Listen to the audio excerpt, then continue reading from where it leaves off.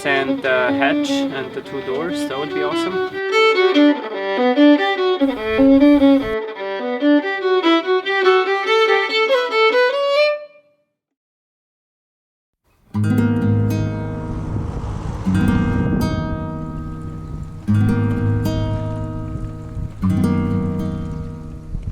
Boatyard life here continues in the slow way that boatyard life does. The days blend together, turning into a mixture of sanding, fixing, sewing, varnishing, video editing, eating, and of course, playing music. But every now and then we shake ourselves and look around and realize that we've accomplished a lot. We've installed an inverter, updated electrical diagrams, varnished the cabin top, spent too long trying to fix a permanently broken stove, cleaned every available surface, and spent many enjoyable evenings making dinner with our friends in the boatyard. Yeah! Skål for fun! Skål for fun! And slowly, we are edging nearer to the finish line. In 5 days, we plan to put Magic Carpet into the water and then sail off towards Sicily for a summer of new explorations. But in the meantime, we've got just a little bit more time left in the boatyard. So, a lot of Celtic tunes are traditional, like they don't have a composer per se, and you meet a fiddler from different corners of the world and they all know the tune, but they all play it slightly differently. Yeah. And so because of that, a lot of the time they'll have different names as well. So like 2 fiddlers will meet, they'll be like, do you know this tune? And the other fiddler will say no, but then it turns out that they actually do because it's the same tune by a different name. So this one, I'm not actually sure the name of it, but the guy who taught it to me called it beer can opener because the first phrase sounds like it could be saying beer can opener because it goes... And that's the first phrase of the tune. So this is what I know as the beer can opener tune, and it does have a name. I think it's got something to do with a king or something, but I don't know the actual name.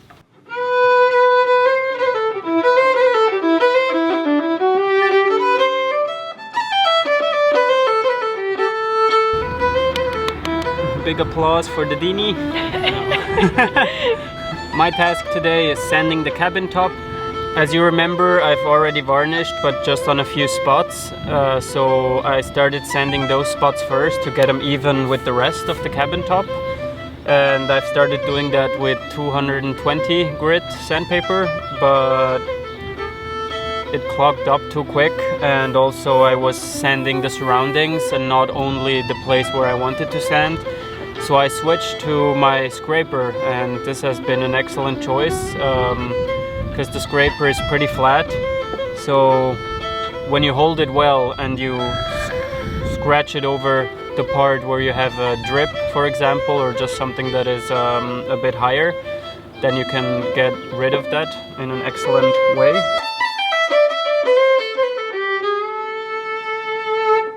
There we go, that's a beer can opener. I understand why you want to dance. And after scraping everything even, like here, for example, I had a lot of varnish that was dripping, so I basically scraped it off. And after that, I switched over to sanding block. And the sandpaper, it's 220. I just wrap it around it. And then sanded the whole cabin top with a vacuum, of course, and make sure you tape everything nicely first. So that's what I've been up to. Here, for example, I had 2 places where I needed to add varnish, but just locally. And now I want to get it even with the rest. So I basically use the scraper .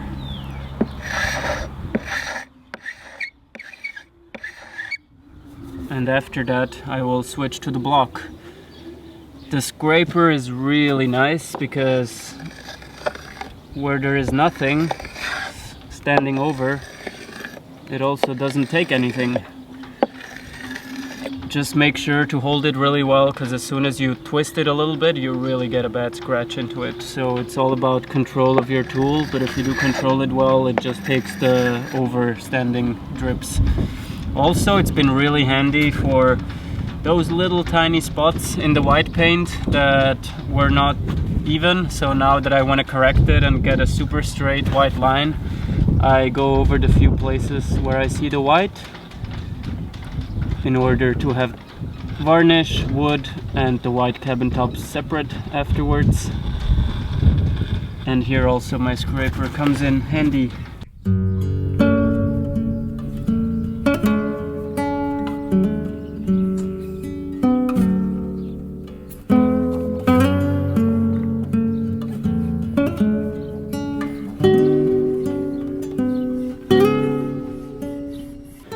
It is 6 in the afternoon and I'm getting ready to varnish the cabin top.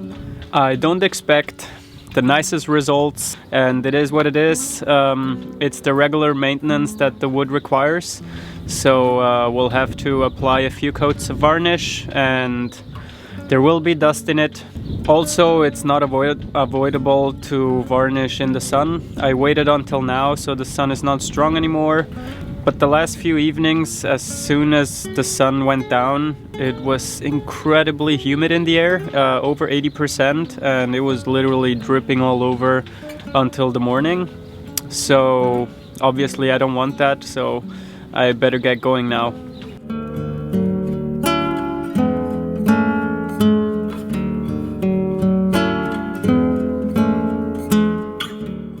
While ALADINO worked tirelessly in an ever-rotating cycle of sanding and varnishing, I kept working on sewing some organization into the boat. It's very dark in here right now because ALADINO has taped the windows because we're going to be varnishing the cabin top soon. Anyway, I'm continuing my sewing project from last episode.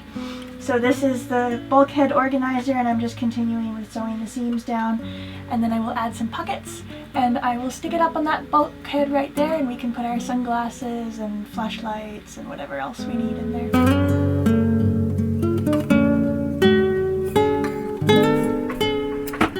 It's a new day. I've started the day with a little bit of video editing. And ALADINO, what are you working on to start the day?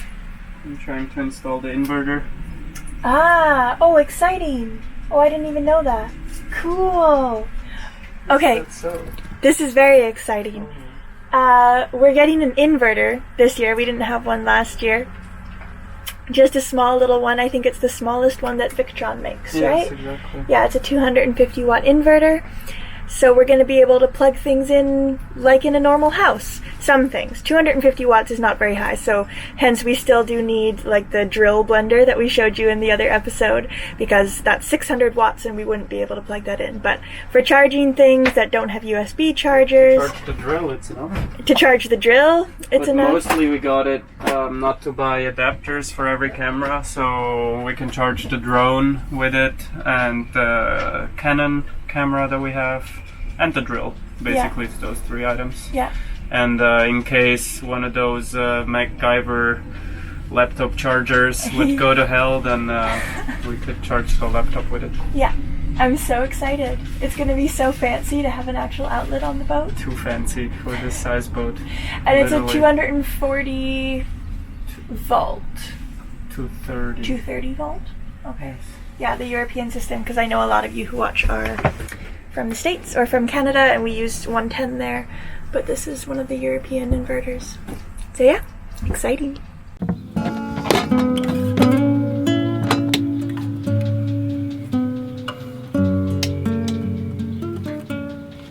How's it going, my love?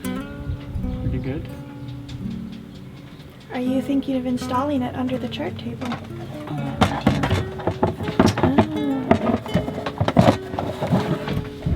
Clever. That's a great spot for it. So? Yeah. Are we gonna try it? Yeah. The inverter. Look at that, a normal household plug on our boat. It's never been seen before. Is it hooked up already? That was fast. Yeah. Oh, doesn't work. There we go. So it takes a moment, but look at that. The camera battery is charging now. Because Victron is very smart, so they have to do all the smart thinking first, and then it turns on. It's kind of like you. You're very smart, but you take a little moment to process. I take a big coffee.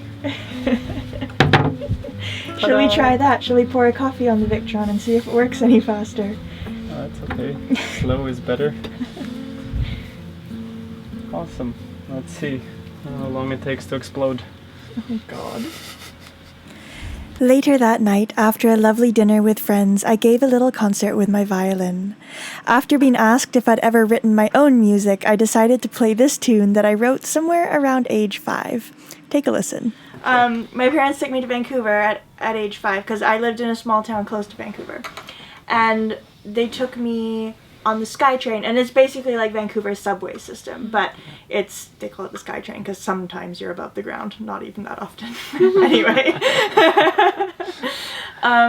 It has this really unique sound, and it's not that unique in the world of subways, but just like the sound of its acceleration, and then when the doors open it does this like ding ding ding ding kind of sound, and then this like announcer will announce the street that you're at. And I was so enthralled with that as a 5-year-old. I was like, oh my gosh, the SkyTrain is this magical thing. Oh my god. Because I'd never seen it. And so I went home and I wrote the SkyTrain song. And it's literally just the SkyTrain, and it goes like this.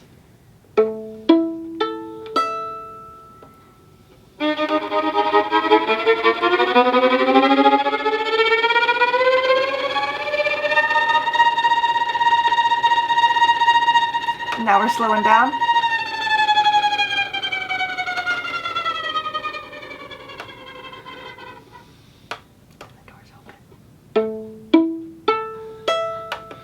Main Street, Science World. Yeah. So music is a language. Okay, something totally different? Yeah. Okay, this one is written by a friend of mine from Canada, but it's written in like a very sort of bluesy Southern American sort of style. And it's called Phil's Funky Grandma.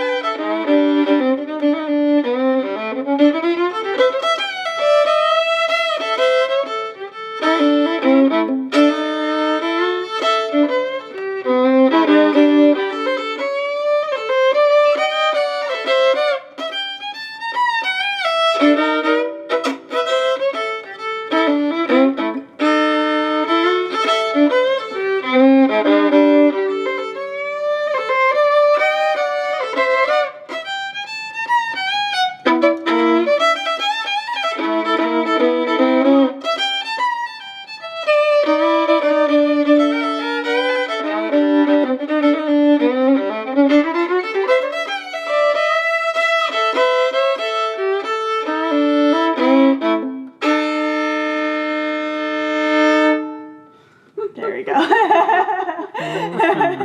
Something completely different.